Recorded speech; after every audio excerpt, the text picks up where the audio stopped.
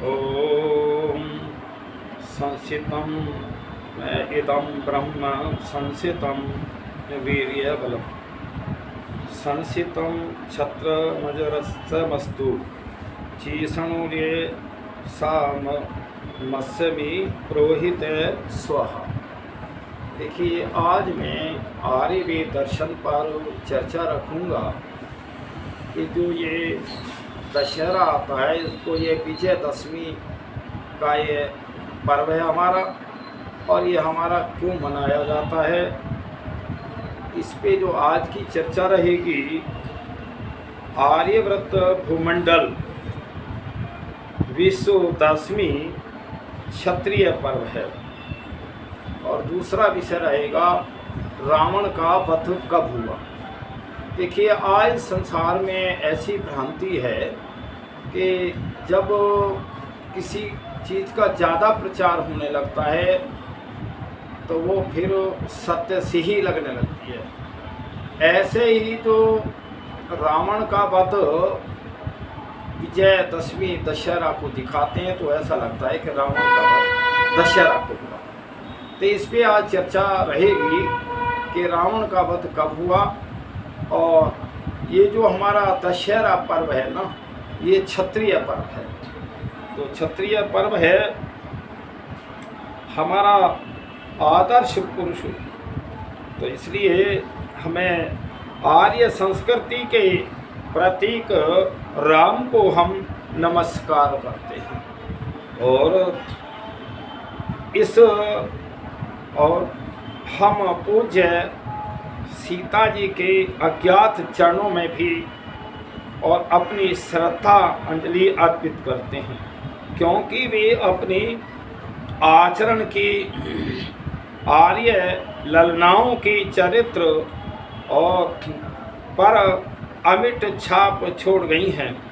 उनका पतिव्रत और त्याग आर्य ललना को और अपना सारा जीवन ही त्यागमय और बनाने को प्रोत्साहित करता रहा है।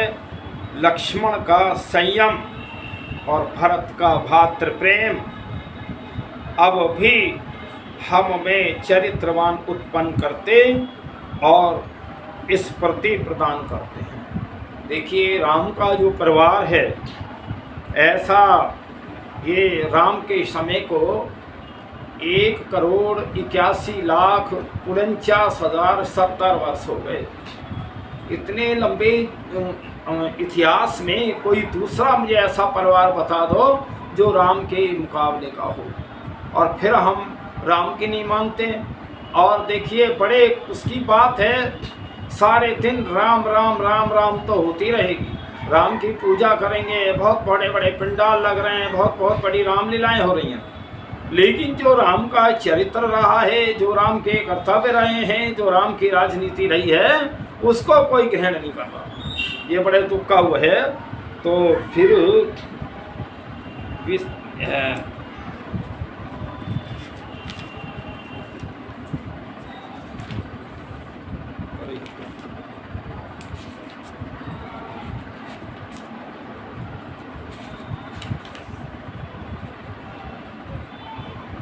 विजयदशमी उत्सव का समारोह और संसार समारंभ होता है। बरसात में जंग लगे हुए योद्धाओं के खड्ग आदि शस्त्र और कवच संघर्षण द्वारा करके स्वच्छ और शाणित किए जाते, जिनकी चमक आँखों में चकाचौंध उत्पन्न करती है। अश्वों और हाथियों की सजा धजा कर सामग्री पलवा और यण पलांग आभूषण और हौदे आदि का संस्कार और सुधार किया जाता है। चतुरंगनी सेनाएं सुसज्जित की जाती हैं। देखिए, प्राचीन इतिहास में दशहरा के दिन घर घर में यज्ञ होता था, और जो राष्ट्रीय स्तर पे जो हमारे हाथी घोड़े रथ इत्यादि सभी को सजा धजा करके, जो हमारे शस्त्र होते थे, पहले जो वर्णन आता है तलवार इत्यादि का आता है, तो उसकी धार वगैरह बिल्कुल बढ़िया बनाते और शस्त्रों की ट्राई करते थे कि कोई शस्त्र, बरसात के दिनों में शस्त्र जंग खा जाया करते थे। तो ये पर्व हमारा दशहरा का पर्व, ये इसलिए हम मनाते हैं।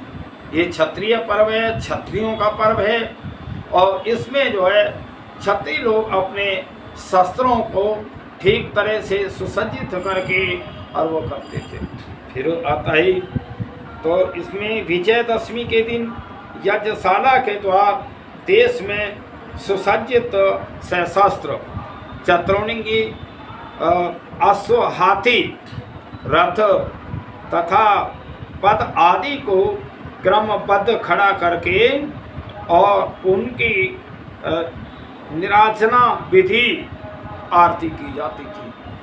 तो आरती की जाती जिसमें छात्र धर्म के वर्णन परक मंत्रों से विशेष आहुति दी जाती थी। देखिए दशहरा की अलग से विशेष आहुतियाँ हैं, 11 आहुतियाँ हैं, तो उनसे हमें यज्ञ करना चाहिए। तो जो हमारे प्राचीन ऋषि मुनियों ने जो हमें हमारे पर्व बनाए ना, बहुत प्रेरणादायक हैं और संसार में सुख देने वाले हैं, राष्ट्र रक्षा के हैं। आज ये चर्चा उसी पर रहेगी। प्राचीन काल में विजयदशमी का शुद्ध स्वरूप इतना ही प्रतीत होता है, और पीछे से इस पर्व के और आनंद अवसर पर श्री रामचंद्र जी की और भव्य अनुभव का रस्म रामलीला के प्रदर्शन का प्रचार चल पड़ा, और जिसने आगे चलकर विकृत रूप धारण कर लिया है। दीर्घ काल से विजयदशमी के पर्व पर रामलीला के रचे जाने के कारण जनता में यह मिथ्या धारणा और बद्धमूल हो गई कि विजयदशमी के दिन मर्यादा पुरुषोत्तम सूर्यवंशी राम श्री रामचंद्र जी ने और राक्षस राज रावण का वध करके लंका पर विजय प्राप्त की थी। वाल्मीकि रामायण के अवलोकन से इस चिरकाल तो देखिए, अब हम ये जानना चाहते हैं कि रावण का वध कब हुआ। तो ये उपयुक्त ग्रंथ के अनुसार श्री तो रावण वध की और तिथियां क्रमशः वैशाख कृष्ण चतुर्दशी और उक्त ग्रंथ में अद्भुत हैं। तो जो ये आधा जो चैत आता है, आधे चैत की अमावस्या को रावण का वध हुआ। अब एक बात बताइए कि हम दशहरा पे रावण का वध मान लें, तो जब रामचंद्र जी को राज तिलक की तैयारियां हो रही और फिर राज तो नहीं मिला, वनवास मिला, तो वो कब समय था? वो 9 वर्ष था, और 9 वर्ष जो चैत का जो अमावस्या के अगला दिन जो होता है 9 वर्ष होता है। उस 9 वर्ष पे श्री राम को और राज तिलक की तैयारियां हो रही थी, लेकिन राज नहीं मिला और वनवास को गए। तो ये बताइए, आप हिसाब लगा करके 14 वर्ष के लिए गए, तो 14 वर्ष कब पूरे होंगे? इस दशहरा पे होंगे या उस चैत की अमावस्या या नवरात्रि पे होंगे? तो इसलिए जब युद्ध में रामायण में वर्णन है और उसका रावण का वध अमावस्या को हुआ, और देखिए कितनी वो है। और मैं फिर अभी सीता जी की खोज का वर्णन करता हूँ। जिस समय किष्किंधा पर्वत पे राम और लक्ष्मण सीता जी की खोज में घूम रहे थे, तो उस समय वहाँ हनुमान जी आ जाते हैं, और हनुमान जी जो थे सुग्रीव के मंत्री थे। देखिए, तो भ्रांति निवारण और हनुमान को बंदर जैसा चेहरा और वो बंदर जैसा कल्पना की पूंछ लगाई है। ये लोग जो ऐसा मानते हैं बंदर को, महापापी हैं ये लोग। बाली और सुग्रीव को भी पूंछ लगाते हैं, क्या ये तीन के ही थी? और जो सृष्टि नियम था क्या वो और ऐसा नहीं था? सृष्टि नियम परम पिता परमात्मा का जब से सृष्टि बनी है एक समान मनुष्य की आकृति है, कोई अंतर आकृति में नहीं आया। थोड़ा रंग रूप का तो अंतर है, कोई थोड़ा काला है, कोई गोरा है। तो जब जिस समय वो घूम रहे हनुमान जी से भेंट हुई तो उस समय हनुमान जी ने पोटली दिखाई और पोटली में सीता जी की चीज़ें थी। मैं भारत का इतिहास क्या हूँ, आर्यों का चरित्र कितना ऊंचा था। उस समय श्री राम ने लक्ष्मण को दिखाया कि लक्ष्मण देखियो भैया, ये कहीं तुम्हारी भाभी की चीज़ तो ना है। लक्ष्मण कितना प्यारा उत्तर देते हैं। वो कहते हैं मैंने तो भैया भाभी की, माता सीता, भाभी भी नहीं कहा, माता सीता की पैरों की पूजा की है। मैं बिछुआओं को जानता हूँ, बिछुआएं देखता था, पाजेबे देखता था। मैंने कभी उनके गले को नहीं देखा और ना मैंने कोई सिर में जो कोई चीज़ है वो, और ना कानों के कुंडल इत्यादि मैं नहीं जानता। ये थी भारत की संस्कृति, आर्यों की संस्कृति। आज हम कहाँ जा रहे हैं? और यहाँ तो इतना धर्मवाद, जातिवाद, अलग अलग ईश्वर को भी अलग अलग नामों से पुकार रहे हैं। ईश्वर का ही बंटवारा कर दिया। कैसा मानव ये इतना होशियार हो गया है। तो मैं ये बताना चाहता हूँ, जब हनुमान जी ने और सुग्रीव से वार्तालाप करी, जितनी देर वार्तालाप हुई और हनुमान जी ने संस्कृत में बातें की, व्याकरण के आधार पे की। मैं कहता हूँ कोई भी दुनिया का बंदर खूब पढ़ा लो और वो अगर व्याकरण सुना दे और व्याकरण के आधार पे शब्द बोल दे या संस्कृत सुना दे तो मैं इसका जो चाहो इनाम दे दूँगा। तो इसलिए विचार करो, नहीं अपने महापुरुषों को ही ऐसे ही तुम जो है अपमान करते रहे तो तुम पतन में जा रहे हो। अगर पतन और उत्थान का जानना चाहते हो, अनादिकाल से जान लो। मैं भी तो 1 करोड़ वर्ष का ही तो इतिहास कह रहा हूँ राम का, और आज हम कहाँ चले गए। तो उस समय वो उन्होंने सुग्रीव से बातचीत कराई। सुग्रीव उनके राजा थे और सुग्रीव की पत्नी को जो है उसने, बाली ने अपने अधीन कर रखा, उनका झगड़ा था। खैर वो राम ने युद्ध करा करके और फिर युद्ध कराया तो बाली ने फिर सुग्रीव को पीट लिया। सुग्रीव कहने लगे कि हे श्री राम, ये तुम मुझे रोज ही पीट लेता था, तुमने और पिटवा दिया। राम कहते हैं कि मुझे दोनों भाइयों में कुछ अंतर नहीं दिखाई दिया। देखिए कितना बढ़िया हमारी संस्कृति के इतिहास मिलते हैं कि अच्छा कल फिर युद्ध होएगा, तू अपने गले में माला डाल लेना ताकि मुझे ये पहचान रहा है कि ये सुग्रीव है, ये बाली है। खैर जब उनका युद्ध हुआ तो राम ने बाली में बाण मारा। देखिए ये जो रामलीला वाले, ये इन्हें विद्वान तो कह नहीं सकते, ठीक है अपना कमाना खाने का धंधा है इनका। तो ये कहते हैं कि राम ने बाली में छिप के बाण मारा। अरे वो चक्रवर्ती शासक थे, ये मांडली के राजा थे, उन्हें दंड देने का अधिकार था।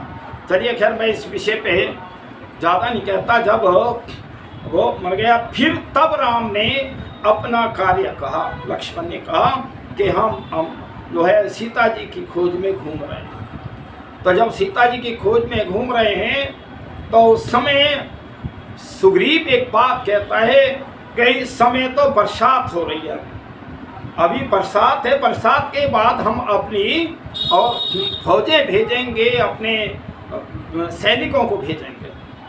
तो इस पे मैं बताना चाहता हूँ, अभी जो बरसात की 4 महीने, ये कुआर का महीना बरसात में आता है, तो इसको जो दशहरा को विशेष तैयारी करके राम ने भी तैयारी करी, सुग्रीव ने भी तैयारी करी सीता जी की खोज के लिए। तो वहाँ रावण कहाँ मर गया ये बताओ पहले। अरे विचार करो, चिंतन करो, इस संस्कृति को खराब कर रहे हैं। कम से कम चलो रामलीला करें तो वो तो इतिहास बताएं कि रावण का वध कब हुआ था। तो जब भाई बहुत कुछ जो है खोजने के बाद में और फिर विजयदशमी का दिन एक आर्यों का एक पवित्र दिन है, क्योंकि इस शुभ मुहूर्त में मर्यादा पुरुषोत्तम राम ने विजय यात्रा की थी और कुछ समय में ही लंकापति रावण का और वध कर असंख्य प्राणियों को उनके अत्याचारों से मुक्त किया था। एक तरह ये बड़ा, इसका विज्ञान भी बहुत था रावण का। और देखिए सीता जी को बहुत प्रलोभन दे रहा है और वो दिखा रहा है चित्र में कि राम लक्ष्मण तो मर गए और वो लेटे पड़े बेहोश, उन्हें दिखा दिया। और जहाँ युद्ध का मैदान और युद्ध के मैदान में और हवाई जहाज में घुमा करके वो चित्र दिखाए।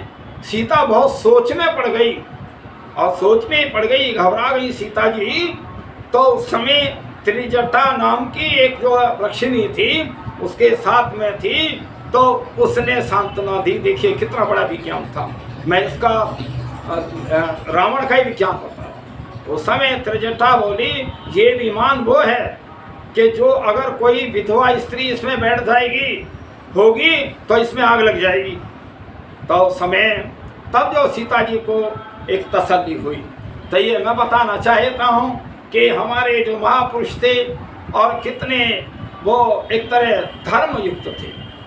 तो इसलिए ये जो दशहरा का पर्व है ना, ये पर्व हमारा क्षत्रिय पर्व है। इसको जो है हमारे क्षत्रिय लोग अपनी सेनाओं में शस्त्रों की ट्राई करके और सावधान होते थे, क्योंकि बरसात के दिनों में शस्त्रों में जंग लग जाता था। ये पर्व वो है। तो फिर राम की यह विजय धर्म की और अधर्म पर अपूर्व विजय है। राम ने रावण का राज छीनने के लिए लंका पर चढ़ाई नहीं की थी और ने लंका की प्रजा को दास बनाकर और उसका दोहन शोषण करने के लिए तो आर्य परंपरा के अनुसार अत्याचार की और उन्मूलन और धर्म की प्रतिष्ठा के लिए की थी। और उन्होंने अपनी विजय से सच्चे वीर का आदर्श उपस्थित करके और आर्य और प्रथानुदित क्षत्रिय धर्म का महिमा का भव्य दिग्दर्शन कराया था। यूरोप और अमेरिका के वर्तमान युग के और देवता इस आदर्श को जितना शीघ्र अपनाकर क्रिया में लाएं उतना ही और विश्व शांति के लिए शीर्ष करते हैं। आज जो युद्ध होते हैं वो राज्य की सीमाएं हड़प लेते हैं, अत्याचार के विरुद्ध होते हैं और अत्याचार करते हैं। और राम ने किसी राज्य पे कब्जा नहीं किया किसी पे, लेकिन कहीं गलतियां कर रहे उनको सुधार किया, क्योंकि राम चक्रवर्ती शासक थे। तो इसलिए आज भी विश्व का चक्रवर्ती शासक जो वेदों के विद्वान हों और महर्षि मनु की नीतियों को जानते हों और सर्व सत्यागी हों, जो अपना जीवन सर्व धर्म की खातिर में लगाएं तो विश्व में शांति हो जाएगी। लेकिन सब बने यहाँ बैठे तो सब लूटमार के लिए, किसी नेता को देख लो, प्रधानमंत्री को देख लो और किसी को देख लो, सारे विश्व में यही हाल है। तो कैसे विश्व में शांति आए? विश्व शांति के लिए शिक्षा में जो है वेदों की शिक्षा हो, गुरुकुलीय शिक्षा हो, राजनीति में महर्षि मनु के विधान हो और आर्यों के विधान हो, श्री राम की नीति हो, श्री कृष्ण की नीति हो, महर्षि दयानंद के विचारों। महर्षि दयानंद ने छठे समलास में राजनीति ही लिखी है कि राजा कैसा होना चाहिए। और ये जो वैसे ही पढ़े लिखे नहीं, कोई 10वीं 12वीं ये को पढ़े लिखे जो अंग्रेजी के हैं, अंग्रेजी तो बिल्कुल शिक्षा ही नहीं है। पढ़ा लिखा केवल संस्कृत का विद्वान है, हिंदी का विद्वान है, वेदों का विद्वान है, महर्षि मनु के नीतियों का विद्वान है। वो राजा आए और वो राजनीति में आए, इनके जो जब वोटिंग टाइम हो, जब ये कैंडिडेट चुने जाते हैं, तब इनकी जो परीक्षाएं ली जाए, इनका व्यवहार कैसा है, इनका चालो चलन कैसा है, इनकी आदत और विचार क्या है, तब राष्ट्र में शांति होगी सारे विश्व के अंदर। तो इसलिए मैं अभी बता रहा था, तो मिथिला से देखिए राम कितने नीतिवान थे भाई, बड़े कमाल की बात है। राम का एक एक शब्द भी जो बहुत स्वर्ण अक्षरों में लिखने लायक है। तो यहाँ कहते हैं मर्यादा पुरुषोत्तम राम ने लंका पर चढ़ाई करने के लिए अयोध्या या मिथिला से सैनिक सहायता प्राप्त नहीं की थी। देखिए वहीं से वहीं अपने मित्र बना लिए और फिर उन्होंने स्वयं अपने बल पर और युद्ध किया था। विजयदशमी का दिन उस दिन का स्मरण कराता है जब आर्य जाति का और जाति सुलभ तेज मौजूद था। उस समय जब विश्व में आर्यों का ही राज था, आर्यों की नीति थी। आर्य किसी से गलत तो कहते ही नहीं, करते नहीं। गलत करने को ये पाप समझते हैं तो करेंगे क्यों भाई। फिर जब है अत्याचार के उन्मूलन और पीड़ितों के रक्षण के लिए शक्तिशाली अत्याचारी के मुकाबले में और संगठन आत्मक प्रतिभा के बल पर जंगली जातियों को ला खड़ा करना जानती थी। और भगवान राम का हम साक्षात्कार करते हैं क्योंकि उन्होंने आर्य जाति की मर्यादा के अनुरूप नेतृत्व और दीर्घ प्रदर्शित किया है और विजय विश्वास की भावना को गौरवान्वित किया था। तो हम जो है राम की नीतियों को जानें। हमारा आदर्श पुरुष और तो ये हम आर्य संस्कृति के प्रतीक राम को हम नमस्कार करते हैं और हम पूज्य सीता के अज्ञात चरणों में भी अपनी श्रद्धा और श्रद्धांजलि प्रस्तुत करते हैं क्योंकि वे अपनी आचरणों की आर्य ललनाओं के चरित्र पर अमित छाप छोड़ गई है।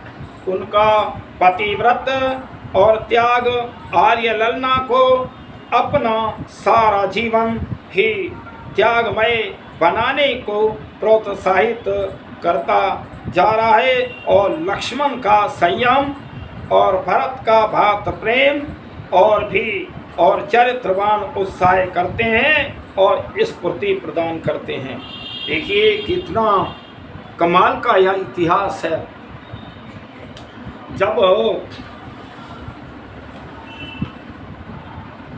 युद्ध की तैयारी हो रही थी लंका में जाने के लिए, तो वहाँ एक समुद्र पड़ता है और उस समय चिंतन में कर हैं। राम जो है बहुत सोच में है, चिंतन में है, ध्यान में है। तो वो बहुत खैर वो कई लोगों ने बहुत आवेश में वैसे बढ़ा के शब्द लिख रखे हैं कि मैं समुद्र को सुखा दूंगा। ये समुद्र तो नहीं सूख सकता, पर वहाँ आवेश वो तो उसी समय देखिए विभीषण आ जाते हैं। मैं भारत की संस्कृति बता रहा हूँ जो आज छोटी छोटी बातों पे जो हत्याएं हो रही हैं और भाई भाई का दुश्मन। तो उस समय जब चिंतन में थे तो विभीषण आ जाते हैं और विभीषण कहने लगे मैं तुम्हारी शरण में आया हूँ, मैं रावण का भाई। तो देखिए हर जगह ही दो विचार के आदमी होते हैं, दो विचारधारा के। एक विचारधारा के लोगों ने कहा ये शत्रु का भाई है, हमारा भेद लेने आया है। तो जब वो विभीषण के शब्द थे कि मैं तुम्हारी शरण में आया हूँ, तो राम कहने लगे ये मेरी शरण में आया है, मेरा शरणागत है, आओ स्वागत है। तो देखिए नीतियाँ कह रहा हूँ मैं, नीतियाँ कितनी अच्छी थी राम की। उस समय समुद्र की मिट्टी का तिलक जो है उसको कर दिया विभीषण को कि तू लंका का राजा हम तुम्हें नियुक्त करते हैं। देखिए यहाँ दो बातें आती हैं। एक तो राम को जो है इस तरह मिट्टी का तिलक करके और एक अधिकार देना कि लंका का राजा तुम हो गए। तो यहाँ ये बात सिद्ध होती है कि जो सारे विश्व का जो शासक था और वो था राज था महाराज दशरथ का था और महाराज दशरथ के पुत्र राम का था। तो उस समय नहीं तो ऐसे कैसे कह सके आदमी बिना अधिकार के। तो वहाँ जो है एक तो इसमें दो विचारधाराएं आती हैं कि एक तो विभीषण के मन को जीत लिया, भाई का जो भाई था दुश्मन का भाई हमारी शरण में आ गया। तो जब बता दिया तो फिर एक आदमी ने प्रश्न किया, अच्छा एक बात बताओ कि अगर तुम्हारी शरण में सीता जी को सहसम्मान लेकर के रावण आ जाए तो? कितना प्यारा उत्तर है राम का, हमारी संस्कृति का कहीं नहीं है। दुनिया वालों, जो तुम बम बना रहे हो रात दिन, जो है टैंकर वो सब बना बना के दुनिया को नष्ट कर रहे हो। तो वहाँ श्री राम कितना प्यारा उत्तर देते हैं, कहते हैं कि अगर रावण मेरी शरण में आ गया सीता जी को लेके तो मैं अयोध्या का राज्य दे दूंगा। बड़े कमाल का इतिहास है, ऐसा कहीं पृथ्वी पे मिलता ही नहीं है। अनादिकाल से आज तक इस सृष्टि को बने 1,96,08,53,125 वर्ष हुए, किसी का इतिहास ढूंढ के दिखा। तो फिर कहने लगे मैं भैया भरत से कह दूंगा और तू अयोध्या का राज रावण को दे दे। फिर कहले हम तो वनवासी ठीक है, हम वन में रह लेंगे। अरे कमाल का ये हमारा राम को हम ऐसे ही अपने आदर्श नहीं मानते, और कभी कभी तो हम बहुत ज़्यादा और भावुकता में आके अवतारित कहते हैं, भगवान कहते हैं, कभी कुछ कहते हैं, लेकिन वो जो है बहुत आदर्शवान थे। इसलिए राम की नीतियों को, राम के राज्य में सोने चांदी के बर्तन हुआ करते थे। राम के राज्य में ताले नहीं लगते थे। राम के राज्य में किसी विधवा स्त्री का वो जो है रुदन नहीं होता था। और राम के राज्य में कोई एक बार मतलब शादी होने के बाद कोई तलाक नहीं होता था। जीवन पर्यंत पूरा जीवन काटते थे। ये थी राम की नीतियाँ। आज ये राम की संतानों, तुम कहाँ जा रहे हो? तुम अपने को कोई मुसलमान कह रहा है, कोई ईसाई कह रहा है, कोई सिख कह रहा है, कोई बहुत सारे मत पंथ हैं। तो इसलिए ये बताओ, तुम जो है तुम राम की संतानें नहीं हो क्या? कहाँ से हो गए? तुम्हारे पूर्वज कौन थे? मुझे बताए तो सही कोई। आज हम मूर्ति जो पूजा चली है, इसने भी हमारा सत्यानाश ही किया है पूरे विश्व का। तो अब इसमें मूर्ति पूजा बना बना करके कर्महीन हो गए। ये हिंदू तो पतन के इसमें जा रहा है।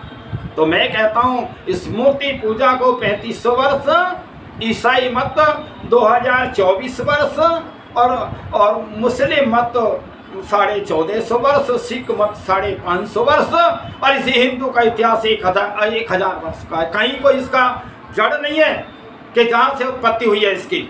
लेकिन महामूर्ख हिंदू हिंदू हिंदू, अरे क्यों नहीं कहते हम आर्य हैं? वैसे राम की पूजा करते हैं, राम का सब कुछ करते हैं, पर आर्य नहीं लिख सकते।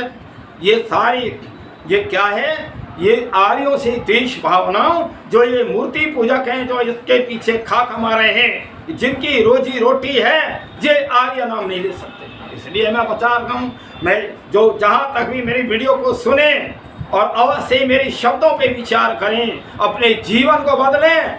और मैं कहूँ कि तुम क्यों गुलाम रह सकते हो? सारा विश्व में तुम्हारा राज्य फिर हो जाएगा, ऐसी कोई मुश्किल नहीं है कि नहीं हो।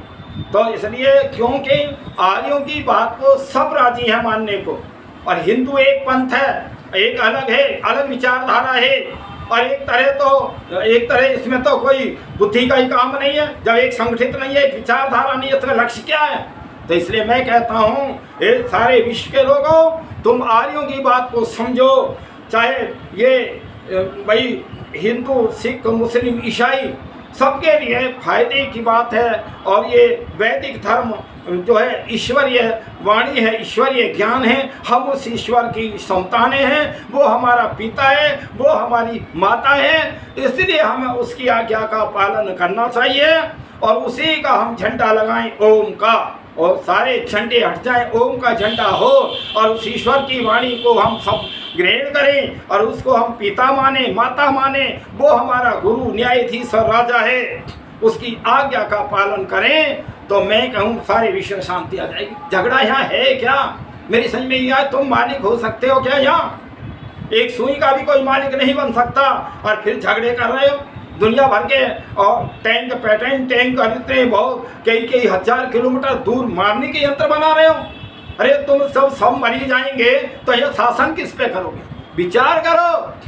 ये विजयदशमी हमें भाई जो दुष्ट और राक्षसों के लिए तो है, पर यह सब मनुष्य मात्र के लिए और सबको इस तरह नहीं है कि हम सबका जो कत्लेआम करें। तो देखिए विजयदशमी के अवसर पर जो रामलीला के अभिनय और यत्र तत्र होते हैं उनका सुधार भी अपेक्षित है। यदि आर्य पुरुषों के प्रभाव और प्रियतम से उनको उपयोगी और यथार्थ रूप दिया जा सके तो इसके लिए भी अवश्य उद्योग होना चाहिए। तो देखिए ये हमारे इसमें 11 आहुतियाँ अथर्ववेद की जो दशहरा की है, तो इसलिए हमें दशहरा के दिन सभी को जो घर में यज्ञ हवन करना चाहिए और बड़े खुशी से मनाओ। हमें जो है उन महापुरुषों की चर्चाएं करना चाहिए। राम के उपासक हो तो आप राम की जो है रामायण पढ़ो। और देखिए शुद्ध रामायण वाल्मीकि रामायण स्वामी जगदीश्वरानंद की है और सब छोड़ दीजिए। एक बार तो मेरे पास एक मेरे वन अधिकारी मित्र थे, तो उनके पास कोई हॉलैंड की महिला आई और वो महिला आई तो वो मेरे पास लेके आए कि प्रधान जी ये जो है हॉलैंड में 6 देशों में राम का प्रचार करती हैं रामायण का। तो मैंने थोड़ा सा प्रश्न किया उनसे, तो जब मैंने प्रश्न किए तो उनको रामायण भी बढ़िया नहीं थी। तो तब मैंने उनको वाल्मीकि रामायण थी जो स्वामी जगदीश्वरानंद की, उन्होंने सारा संशोधन भी कर रखा है, जहाँ त्रुटियाँ हैं, गलतियाँ हैं, अंधविश्वास हैं, उन्होंने एक एक शब्द को उनकी व्याख्या करके समझाया है। तो ये मैं कहता हूँ संसार के लोगों, एक तो हमारे ग्रंथों में मिलावट की है, इस तरह हम गुलाम हैं, और नहीं तो कोई दुनिया की ताकत थोड़ी है कि कोई हमारे सामने आ जाए, हमारी टक्कर का था कौन। तो इसलिए विचार करो, पतन का कारण तुम खुद हो, पतन के कारण और नहीं है। पतन का कारण तुम्हारा अंधविश्वास, तुम्हारा आलस्य, तुम्हें साहस नहीं है, पुरुषार्थ नहीं है, विद्वानों की बात को मानते नहीं हो, न जानते हो। तुम अलग अलग जातियों में, धर्मों में तुम बटे हुए हो। अच्छा एक बात बताओ दुनिया के लोगों, जैसे मनुष्य जाति एक है या इस जाति में भी जाति है क्या? मनुष्य जाति एक है, गाय जाति एक है और कुत्ता जाति एक है, और जितनी भी हैं ये अलग अलग ये जाति है। मनुष्य जाति में तो केवल ये मनुष्य जाति एक है। अब वो थोड़ा सा गौणी कार्मिक नाम आ जाते हैं। तो जैसे जैसे ईश्वर का नाम ओम है, अब ईश्वर को हम महादेव भी कहते हैं क्योंकि वो देवों का देव है। अब उसका नाम नारायण भी है, उसका नाम विष्णु भी है, उसका नाम गणेश भी है। वो बहुत सारे नाम महर्षि देहांत में सत्यावकाश में 100 नामों की व्याख्या। तो उसमें जैसे भाई किसी का मुख्य नाम एक है, फिर वो जैसा कार्य करता हुआ वैसा पुकारते हैं, लेकिन वो मुख्य नाम तो वही है। इसलिए मनुष्य जाति में कोई जाति नहीं है, ना कोई ऊंच है ना नीच है, ना कोई छोटा है ना बड़ा है। ये हमें सब काम तो करने ही होंगे। अगर हम भिन्न भिन्न कार्य नहीं करेंगे या एक ही व्यक्ति इन कार्यों को कर लेगा क्या? विचार करो, हम में कोई छोटा नहीं है, कोई बड़ा नहीं है। अच्छा एक बात सुनो, एक सफाई कर्मचारी है, सफाई करने वाला है, उसने हमारे यहाँ दरवाजे से सफाई की, वो हमारा कूड़ा उठा के ले गया। अब एक बात बताओ, मैं ये जानना चाहता हूँ कि वो सफाई कर्मचारी छोटा है या बड़ा है, या जो जिसने गंदगी किया वो छोटा है बड़ा? तो इसलिए गंदगी करने वाला छोटा है, सफाई करने वाला बड़ा है। और वो मान लो सफाई कर्मचारी नहीं उठाता है वो तुम्हारा कूड़ा, तो फिर कौन उठाएगा? तुम भी तो उसी में आ गए। इसलिए संसार के लोगों, चाहे कोई लोहा है, लकड़ है, ईंट पत्थर, ये 4 चीज़ें हैं जो संसार की, जिनसे सारा निर्माण हो रहा है। तो इनको जो कार्य करने वाले मनुष्य हैं, तो मनुष्य तो जाति एक ही रहेगी, बाकी गौणिक कार्मिक नाम तो हैं। तो इसलिए विचार करो, जो डॉक्टरी पास करता है वो डॉक्टर बनता है, जो इंजीनियर है वो इंजीनियर है, और चाहे कोई और जितना भी है। तो मैं ये बताना चाहता हूँ, क्या वो मनुष्य रूप में तो बदला नहीं, कोई जाति तो बदली नहीं उसकी। चाहे वो डॉक्टर बना है, चाहे इंजीनियर बना है, चाहे व्यापारी है, उसकी जाति कहाँ बदल गई? उसका गौणिक कार्मिक नाम है ये संसार के लोगों, इस दशहरा पे तो ये सब विचार करो। मेरी वीडियो को ज़्यादा से ज़्यादा प्रचार करो, सारे विश्व के अंदर जो है अशांति फैली हुई है, अपने पूर्वज राम को मानो और बहुत अच्छा जो है हमें शत्रु की रक्षा कर ले। ऐसा नहीं हम किसी निर्दोष को मारें, कोई हमारे सामने आ जाए तो वो शत्रु को छोड़े नहीं और हम निर्दोष को मारें। तो देखिए, एक बार वन के अंदर बहुत सारे राक्षसों को मार दिया राम ने। जब मार दिया, सीता जी कहने लगी है नाथ इन्होंने तुम्हारा क्या बिगाड़ा? वो कहने लगे सीता कि मैं तुझे छोड़ सकता हूँ और लक्ष्मण को छोड़ सकता हूँ, जो ब्राह्मणों के सम्मुख मैंने प्रतिज्ञाएं की हैं वो नहीं छोड़ सकता।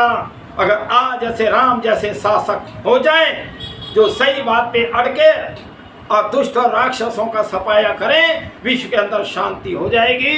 और बड़ी प्रसन्नता के साथ आप दशहरा का पर्व मनाएं। मैं परमपिता परमात्मा से कहता हूँ कि ये राम जैसी महान शक्ति फिर संसार में आए और क्षत्रिय शक्ति जो है आगे अपने और सच्चाई ईमानदारी धर्म के अनुकूल कार्य करे। तो हे प्रभु, ऐसी आत्माएं विश्व के अंदर भेजें। आपके पास आत्माओं की कमी नहीं है और सारे विश्व को में शांति हो और परमपिता सबके घरों में विचारों में शांति रखे। ऐसी मैं परमपिता से प्रार्थना करता हूँ। ओम शांति।